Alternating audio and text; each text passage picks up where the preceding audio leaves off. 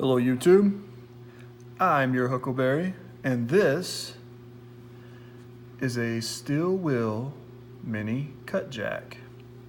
We're going to be doing a little review of this guy today. And so let's get some of the basics out of the way. You have a 7-inch overall length with a 3-inch blade length. You have a D2, as you can see there, D2 blade steel. And it is going to be 0.12 inches thick. It is got a flat grind with a drop point blade shape and a satin finish.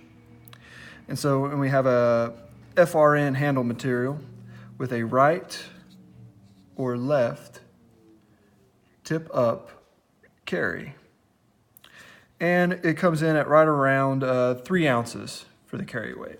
So overall, this is a nice, kind of small, not really small, I would say medium size, nice kind of little mid-size carry knife.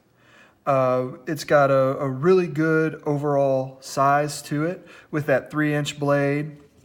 It fits well in the hand. As you can see, I wear size extra large gloves for reference. You have the really nice kind of finger choil there that you can choke up on and get in there and do some fine cutting work.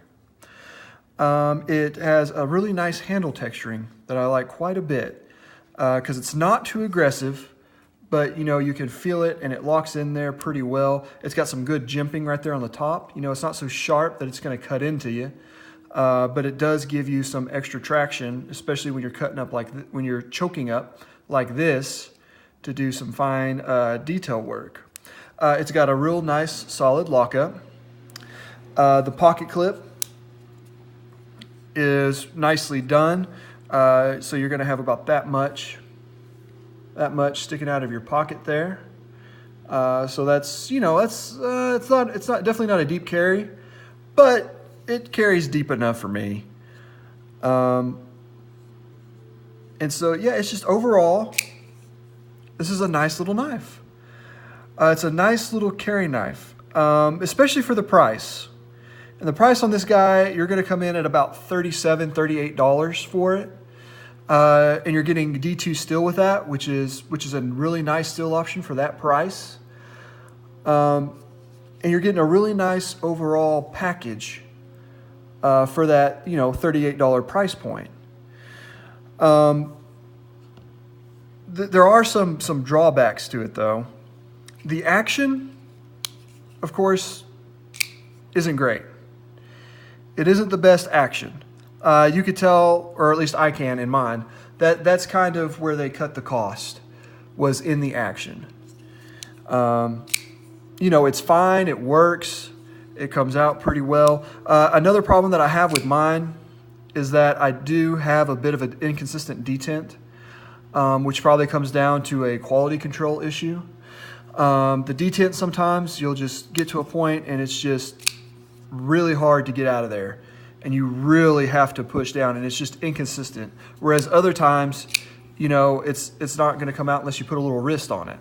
And so it's an inconsistent detent. This was not real easy to disassemble. The screws, they want a free spin on you. Of course, which always makes it a little bit difficult, so it's not the easiest thing to disassemble. Inconsistent detent, which would probably lead to inconsistent quality control. And I've heard and read some other instances where it just does have some inconsistent quality control. Some detents are great and it flies open every time and it feels great. It's a nice smooth out. See right there, I just missed it. See? Because of that inconsistent detent. I'm glad it did that on camera for you. It just has an inconsistent detent, which that kills a knife for me.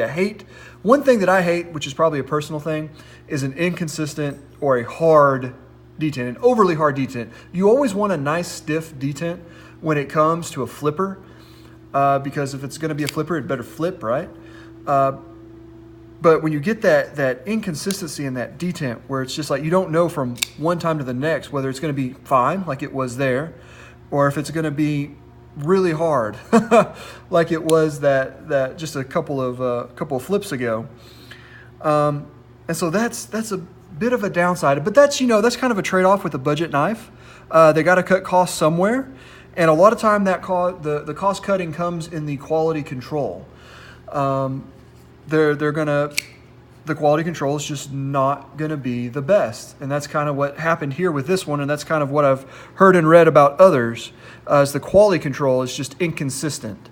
But overall, this is a very nice budget knife. It's going to be hard to beat a decent flipper with D2 steel for $38. It's got good ergos. It feels good in the hand. Like I said, even I have extra large hands, but you can see that I can get pretty much a full finger grip, full 4-finger grip on it. And especially when I choke up, I can. A 3-inch blade length is going to be sufficient for most everyday carry task. You're not going to need much more than that. And 3 ounces. 3 ounces is one of the great things about it. When you get FRN handles, it does have steel liners. As you can see, you probably can't see in there, but there is some milling. I probably can't. Yeah, there you can kind of see right there. The steel liners have been milled out for weight reduction, which is great. 3 ounces for an everyday carry option is about perfect. That's about perfect. Some like it heavier, some like it even less than that. But for me, 3 ounces works great. And so I've used this now for a few months. And like I said, if it wasn't for that inconsistent detent, this knife would be fantastic, especially at the $38 mark. It's hard to beat even with the quality control issues.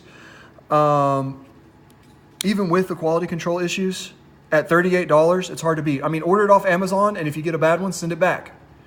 Or if you're able to, if one of your local stores sells this, which I don't know, honestly, of many that would sell a steel wheel. I don't think they have that wide of distribution yet. But you can let me know in the comments below. But anyway, this is a great knife. This is a great carry option, even with the quality control issues. I think you're good to go at $38. It's worth the risk. And like I said, if you buy off Amazon with Prime, or if you're able to get into a store and they have one and you're able to kind of test them out beforehand to find a good one, if you find one that's been well quality checked, it's a win-win. It's a win-win. All right, if you have any questions or comments, please leave them down below, and I will definitely look over those, read those, and get back to you on those. So thank you for stopping by and spending a few minutes with me talking about the Steel Wheel Mini Cutjack.